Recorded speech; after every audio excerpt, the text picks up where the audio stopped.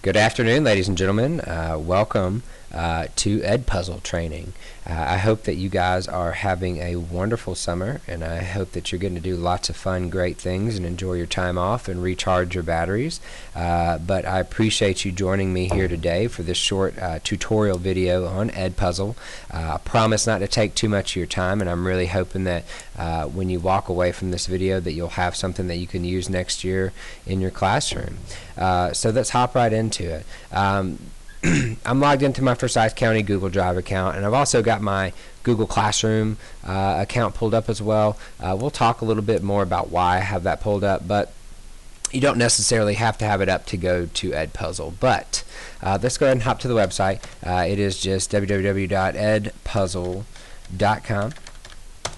And it'll pull up, and this is where it's going to bring you to, and it's got this easy way to create your account. We don't want to do that even if you've never used EdPuzzle before. Let's go up here to log in, and we are going to say that we're a teacher, and we're going to log in using our Google account. Let's make sure that we use our Forsyth County Google account and go ahead and log in, and that then it's that easy. I love things that are connected through Google. I love the one-stop shop with the Google sign-in. One thing I want to point out, when you log into EdPuzzle, a lot of times you get these videos that pop up. A lot of times they're pretty useful. I'm going to be real honest with you, especially as you're learning how to use EdPuzzle.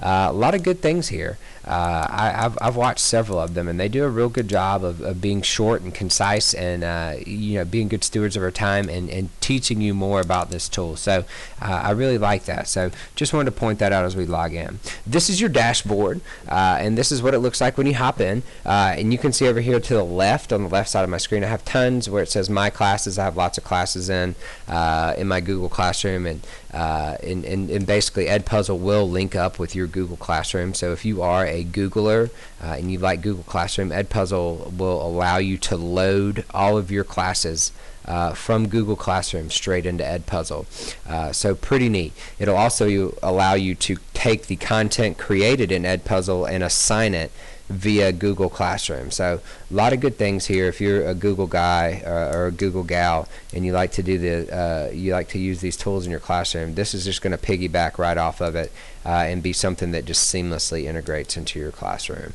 Up here in the left-hand corner, the EdPuzzle, this will always take you back to the home screen.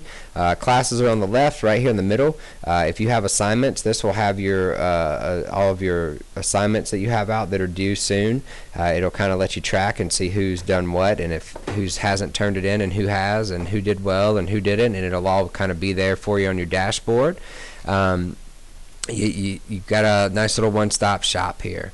So let's talk about it a little bit real quick. Let's hop up here across this bar, and let's go to search, and let's talk a little bit about the search function on EdPuzzle. EdPuzzle will let you search for videos within EdPuzzle. So basically what you got here is that you've got lots of different public domains to search for videos. So I don't have to go to YouTube and open a tab and find a YouTube video. I can literally search through EdPuzzle and pull up the videos that I want. Also, another neat function is I can search EdPuzzle for EdPuzzle videos that have already been created by maybe my peers or maybe some of my fellow colleagues throughout the land and country that are using EdPuzzle. I can use some of their stuff. So a lot of neat stuff here. So you've got pre-created lessons. So anything that is found in EdPuzzle, these are EdPuzzles that have already been made. And basically you can copy it to your content. You can use it as it is. The copy function for this would be like, if I really liked the lesson and the content, but I wanted to tweak it just a little bit, I would copy it, and then I would go back and I would tweak it. If it's exactly the way I want it, I would click use it, and then basically just share it with my classes and assign it. But you can see here on the side, I can search EdPuzzle, YouTube, Khan Academy, National Geographic, TED Talks, Crash Course down here. If you've never used Crash Course, I like Crash Course. These guys are pretty funny. They do a good job of summarizing some big topics. Do a really good job of kind of doing that. So cool people to follow right here if you're looking for somebody to kind of introduce something or maybe help differentiate the way you're teaching and have somebody else explain something for you. These guys are real good. But basically what I can do is I can search for videos here. And you're going to need videos. So let's go ahead and pull a video real quick. Let's search something easy. Let's do the Civil War. And look, there's a crash course video. Let's copy that crash course video. And basically when I hit copy, you can look up here, my green content button was flashing. It copied this video from here to my content, which is the perfect segue to where we're headed next. So that's the search function. Let's go head into my content. This is where the magic happens. This is kind of the meat and potatoes zone, so to speak. This is everything that I've added to my class or that I've made or created. You can see they all have little check boxes by them. If I check them, I can move them to different folders. I can make a folder and move them in there, keep things organized. I love keeping things organized. I can also, you know, it just helps. It helps kind of move things. I can share things. I can delete things. Do all that good stuff. Up here, you also have the create. You can create a new video. You can upload your own video. So if you've recorded yourself teaching something and you want to upload and commentate on your own teaching, that can do that. You can create new folders and student projects, different things on there. So we're going to stick with the basics here today, and let's just take this Civil War video that we added to our content, and let's make an EDpuzzle. So I'm going to click on it and it's going to pull it up. It'll let me preview the video if I want to kind of check out what it's all about, if I want to watch the video in its entirety, which I do recommend that you do before you post it out there for your kids. But this, the crash course people, they're legit. They do a good job. So I've already previewed this and watched it. So now I'm ready to make my EDpuzzle. Across the top you can see duplicate, you can see remove. That's how you would delete things. And then you see this edit button. Let's go ahead and edit. So when I come into edit, this is how I make my EDpuzzle. You have 4 different options. You have the crop option, you have the audio track, you have the audio notes, and then the quizzes option. Let's talk about these 4 tools real quick. Crop. This will allow you to take chunks of the video. Let's say I want the middle 4 or 5 minutes of this video. I just move my red sliders down to the place I want to start and to the place I want to stop, and then that crops the video for me. And basically when I load this EDpuzzle, that's all that the kids will watch. So if you want to watch the first 5.5 minutes, there you go, I'm ready to go. Or I can leave it as is if I want to just watch the video in its entirety. This is only a 12-minute video. I'm going to use this in its entirety for my class. So that's the crop function, pretty neat. Let's look at our next tool, the audio track tool. Alright, so the audio track tool. This is a great tool if you have a video that has a lot of great pictures, or maybe it has somebody working a problem and you don't really love the way that they've explained it, or maybe you want to use your own terms. This will allow you to do a voiceover on a video. So what the audio track does is it removes the audio from the video and then it allows you to replace it with your own audio. Now here's the catch when you're doing this, is that you can't blend the two. That once you do an audio track, you have to record over the entire audio, the entire length of the video, and then you save it. You don't have the ability to take 5 minutes of what you're going to say and combine it with 5 minutes of what somebody else has said. You're going to replace all the audio. So you're either keeping the audio in the track or you're getting rid of it. And basically it's real easy. All I do is I click this blue button. The video starts playing. It's recording me talking right now, and I'm able to basically take the place of this. This kind of reminds me a little bit of some bad lip reading. I don't know if you guys have ever seen those videos. They're hilarious, but that's kind of what it reminds me of. So maybe you can do a little bad lip reading for some of these guys in this video. So I'm going to go ahead and stop that because I'm not going to record a 12-minute video right here, and I'm just going to remove that. So that is the audio track function. My recommendation, 12 minutes, that's a long time to talk. If you're doing a 2 or 3 minute video, probably you could pull off the audio track, but like I said, you have to record from start to finish. You're replacing all the audio.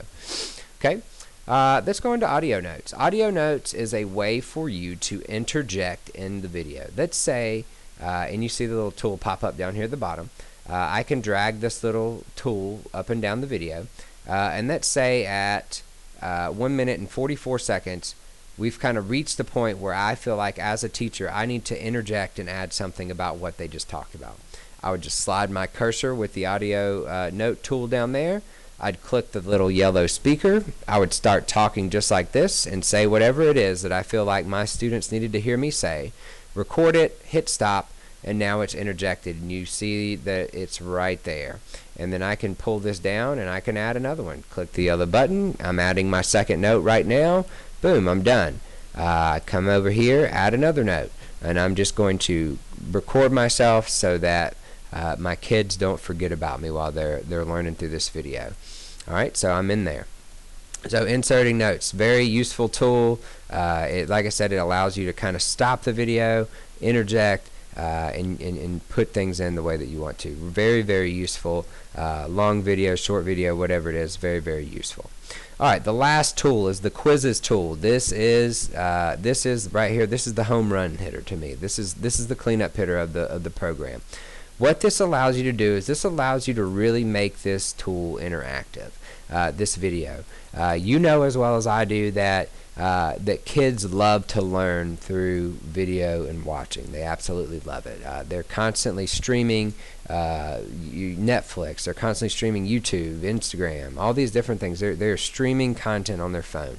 And any time that we can find a way to be use what they like and use it in a way that's constructive, I believe we're doing a great job as teachers. And what this is going to allow me to do with a quiz is it's going to allow me to do just like the audio notes. I can take, instead of being yellow, it's green now with a question mark. I can interject questions into this video. You know that the content, you find a video that is very rich in content. But we know that our students' attention span tend to be a little short. So if they watch a video from beginning to end straight through that's 12 minutes, they may not remember all of it. But what if I can chunk this video up with audio notes and questions and things like that, and them soaking in information a minute or 2 or 3 or 4 minutes at a time, I have a stronger, or they have I guess they would have a stronger likelihood of actually retaining some of this and getting what I wanted them to learn from this. So they're not just watching a video, they're actually learning in the video and showing that they're learning. So like I said before, this is great for differentiation, great for flipping a classroom, great for personalized learning. All these things that we want to do in our classroom, this tool will allow us to do. So let's look at the question. So basically I'll drag my cursor or my little dot where I want it to be. I want to insert a question right here. And let's make it, I have different types of questions. I can do a free response. I can do a multiple choice. Or I can just insert a typed comment. Let's see right here. So we've got Abraham Lincoln right here in the video. And let's say we just want to ask, why is his face red? I have no idea why his face is red, and I want to know. So maybe it's on there. So I can save, and now my question's saved. So I can drag the cursor again, and here we go right here. Let's insert another question, and let's do a multiple choice. Let's see. What number president was Abraham Lincoln? Alright, so there's my question, and then I can add my answer choices down here. So he was the 3rd, he was the 8th, add an answer. He was the 16th, got to make sure we have the right answer choice in there. He was the 22nd. Alright, so there are all my choices for this question. Let's mark the right one. Just like anywhere else, we can mark the right one. You can actually do multiple correct answers if there's obviously in this circumstance he's the 16th president no matter what. So I can mark multiple. It can be a multiple choice question, but in this instance it'll be just one right answer. So I'm able to do that. I can add as many answer choices as I want. We can add another one. So I can do lots of different things if I wanted to. Alright, so here we go. So that's adding a multiple choice question. So I'll just click save. Boom, there it is. Then let's add one more. Let's just show you real quick the comment. I can type my comments here. So this is about the Battle of Chickamauga. I can type an interesting comment here. Whatever, yada yada yada. You can type your interesting comment there. So now we have made our EDpuzzle. And it's full of notes and interjections and questions, checking for understanding, and really making a better way for us to use video media footage in our classes. And basically how this works is the student would get on, they're going to play the video, it's going to look just like this, and when it reaches the point where these little flags are, it is going to stop the video, and it's going to either play your audio note, or it's going to ask them the question. And then it's not going to allow them to move on until they've answered that question. So lots of good things here. So we have made our Edpuzzle, and now we want to finish it, or maybe I'm not done yet and I want to just save it, but in my case I'm done. Let's go to finish. So when I go to finish, it's just going to pull this up. It's going to pull this up. Now we got a couple of different ways to use this. So if you're not a Googler, I'm going to get to you in just a second, but if you are a Googler, we can import our classes to Edpuzzle, which is great.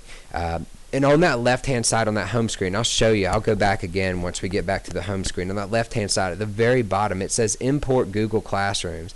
If you've logged in with your Forsyth County ID, it knows what classes are linked to you, and it's going to pull up those classes as an option. You can load all of your class rosters straight to Edpuzzle, and you can assign all these kids these things. So these are all my classes, and I can assign it to all of them. I can assign it to 2 or 3 of them. I can do whatever I want. Superpowers, I love this. Superpowers down at the bottom. You can prevent skipping, so these kids cannot just peruse through the video. They have to watch it from start to finish. Now, what I will say is that if you're doing a quiz that they can't possibly answer right without watching the video in its entirety, you're asking good questions, you can turn the skipping off. Prevent skipping, it's probably something. Prevent skipping, I would turn prevent skipping on if this is something that will be completed in one setting. So if you're literally going to watch a 5-minute video, answer 2 questions, listen to 1 comment, then I would turn on prevent skipping.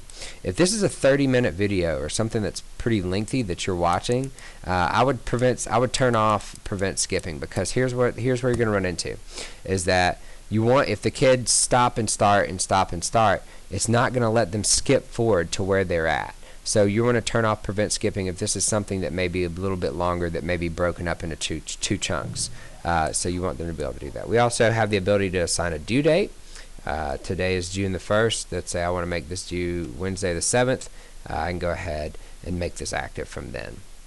So if I hit send down here, this is going to send this to my Google Classroom. So I'm going to go ahead and do that real quick, and then I'm going to come back and I want to show you guys something else. I told you people that weren't Googlers to hold on for just a second. I'd cover you. So let me hit send real quick. Let me finish the Google thought. So I've sent this to ELA 2, ELA Blue, and ELA Orange. So now I've assigned this, and now you can see I'm back at my dashboard, and you can see all the assignments that I have posted. So this is the one I just posted, so I can check on progress, and I can see who's watched the video. I can see the last time they've logged in. I can see if they've turned their assignment in. I can see the grade they've made in on the assignment. I can, just real quick, good glance, I can look at the questions, and I can look at everybody's answers and see who's answered it and see how they've done. I can export the answers to an Excel spreadsheet. I can look at the grades and do different things like that. So lots of good things for us to do here. Good data, just real quick look. So let's go back. And like I said before, over here on the bottom you see how it says import Google Classroom. If you click that, it's going to pull up any Google classes associated to your Forsyth County account. So very good. If you want to create your own class, you can create your own class and invite students, but you'll have to invite your kids to do that. So it gives you a little class code, or they can do the link. You can post the link on It's Learning. All right, so let's talk about how we want to look at these different the different sharing methods real quick. So if you want to just use It's Learning, you're just exclusively using It's Learning. When I get ready to make the assignment public, so let's go back real quick. Let's go to my content. Let's click here. Let's go to assign and share. So we go back. So this is where we were when we hit assign or finish last. I can go to share with anyone, and it's going to give me a link right here. I can copy paste that link into an assignment on It's Learning, and the kids would have access to it that way. Or I can use my embed code, and I can embed it into a note or a page on It's Learning, and that way they have access to it there. So a couple of different ways to share. So either via Google Classroom, or through the traditional embedding and using the link and things like that. So lots of good things there. So you would just copy that and do it that way. All right, let's move on, and let's go ahead and wrap this up for us.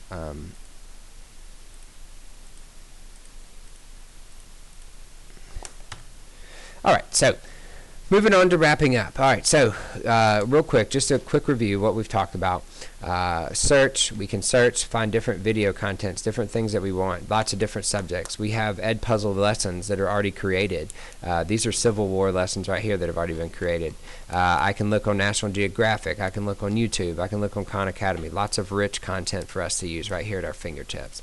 In the My Content, I can create interactive videos to assign to my kids either through It's Learning or through Google Classroom. I can manage my classes. Once I've created assignments, I can manage my classes. And I can see that as I toggle through my classes, so ELA 2 I assign this to, I can look and see.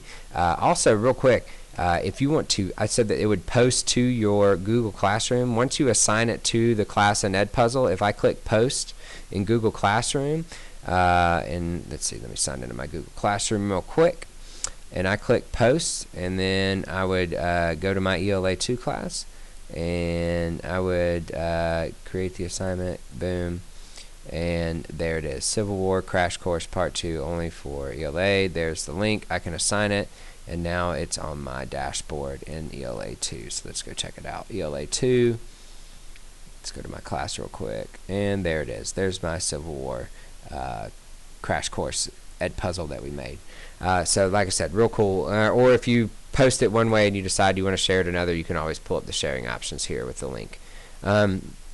So lots of cool things, guys. This is called EdPuzzle. Once again, lots of cool ways, easy. There's a few more things that we're not going to talk about today, but this is enough to get you going and to get you started with this and using this in your classroom. This is something that I feel like is easy to use. You get a lot of bang for your buck. It's not too hard. Like I said, lots of good tutorial videos also in here. If you ever you know, get stuck on something, there's lots of good things there. Well, guys, that's it for me. I'm going to wrap it up right here, get you back to your summer. I hope that you enjoy the rest of your summer. I appreciate you guys joining me today for the EdPuzzle tutorial. And until next time, you guys have a great summer.